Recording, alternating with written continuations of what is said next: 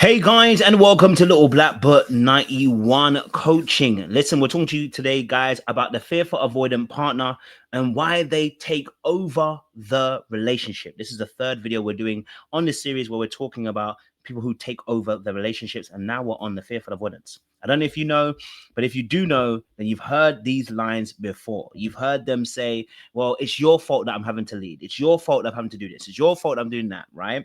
Fearful avoidance tend to take over the relationship when they feel triggered by either you hurting them in some way, or two, them not having their emotional needs met and not knowing how to get their emotional needs met. And one of the ways that they do to feel secure again is to take over. But when they take over, they then turn around to you and then accuse you and say, well, I'm here because of you, and I wouldn't be doing this if you had stepped up. I wouldn't be doing this if you did this right.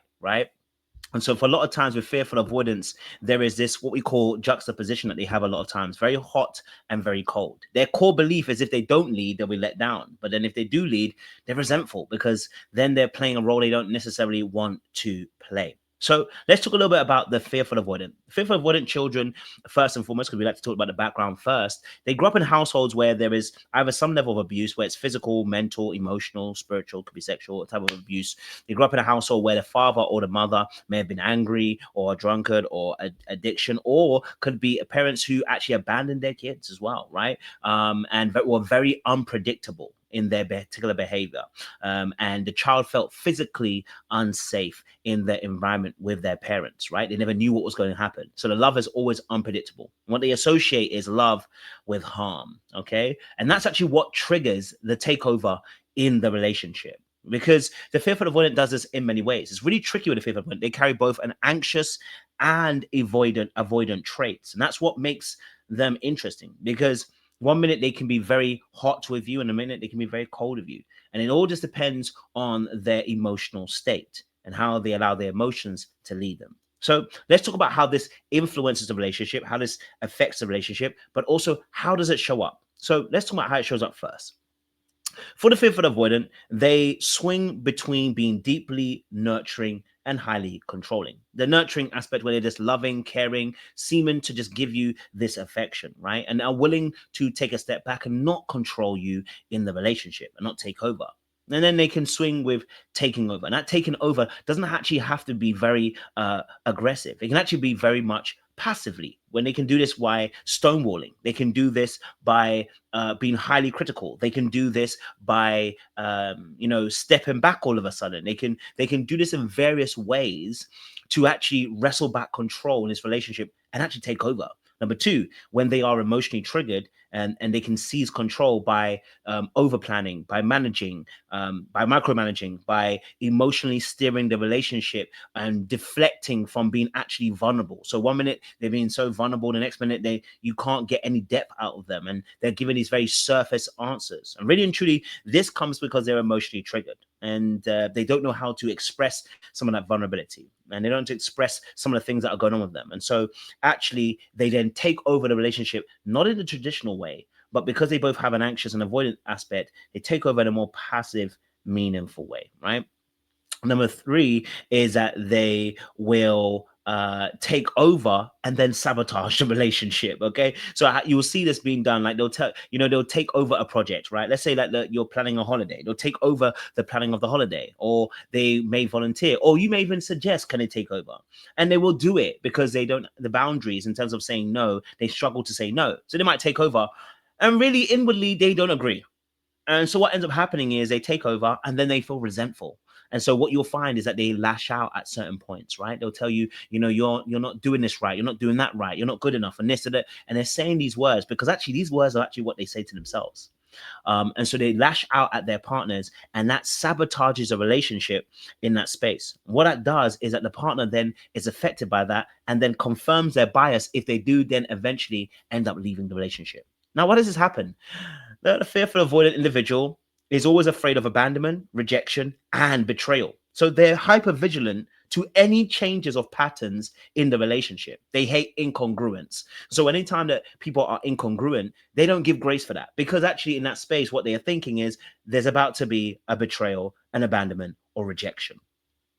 So How does this affect the relationship in totality? Because I've just spoken a little bit about how it affects it. Let's go a little bit more deeper. Well, number one, how it affects a relationship is that they often send mixed signals. You're saying that you want to take over and do it now. And then when you do, you then have frustration and resentment towards your partner for actually doing it and taking over. So the person is actually left in a minefield because they're not sure what the heck just happened. You said you want to take over, you've taken over, and then you blame me for allowing you to take over. No accountability. That's number one.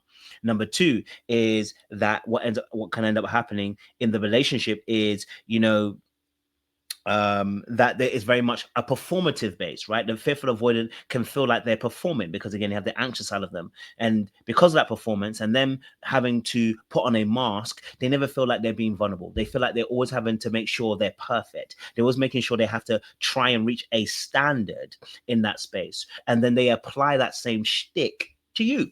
Yeah, they project it onto you. Okay. And they assume that you're being fake, or you assume that you're not being real because they know they're not being real.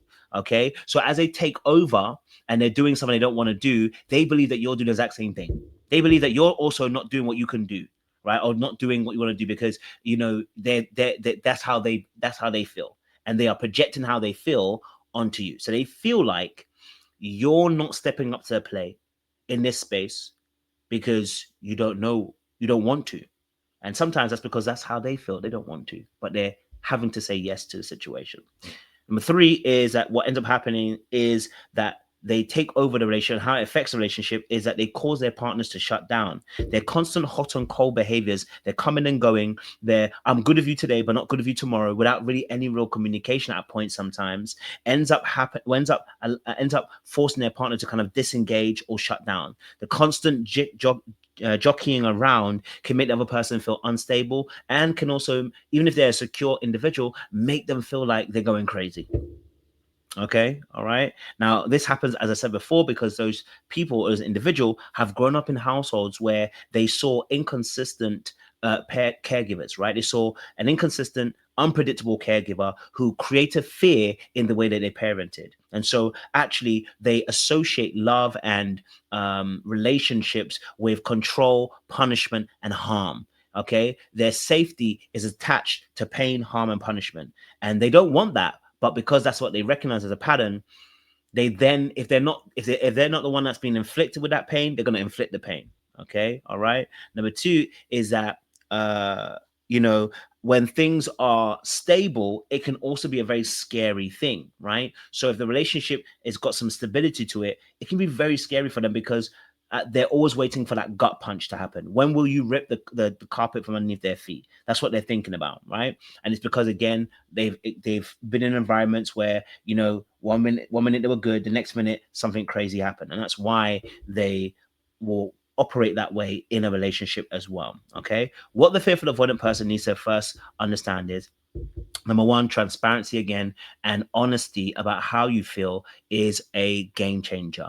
Many times, the avoidance, both dismissive and fearful avoidant, struggle to co-regulate. What's going to help free you? As the Bible says, the truth will set you free. In this place, the psychology is the truth will set you free too. If you're able to articulate what's going on with you and what's happening in your mind, this will give your partner time to also empathize with you because they now understand you. Some of your behaviors are very hot and cold and confusing for the other partner, who then is probably also responding to you, and it's just becoming this vicious cycle. Someone's got to get off the hamster wheel, as they say.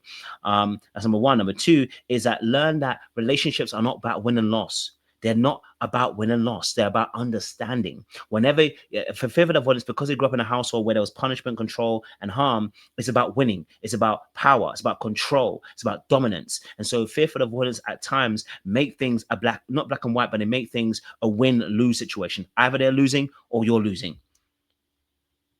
That's how it works. But actually, when you have that mindset, everybody loses. The relationship suffers. So relationships are not a win or lose. They are understanding. That's your goal. Okay.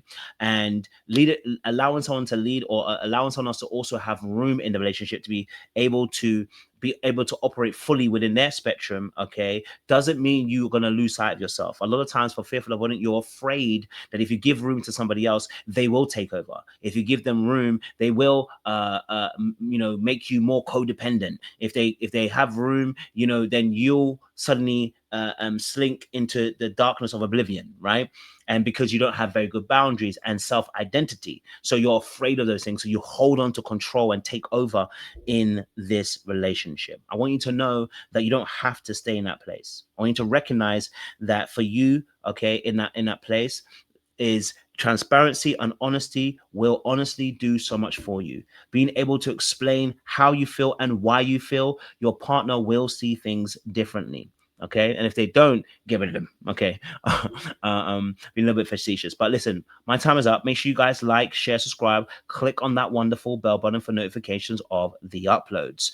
And if you are somebody who's looking to heal their attachment wounds because you've seen the destruction it brings to your relationships, or you see the disconnection it brings to relationships, then by all means, book a free discovery call with myself. Let's see if my coaching aligns with your goals and expectations. Okay.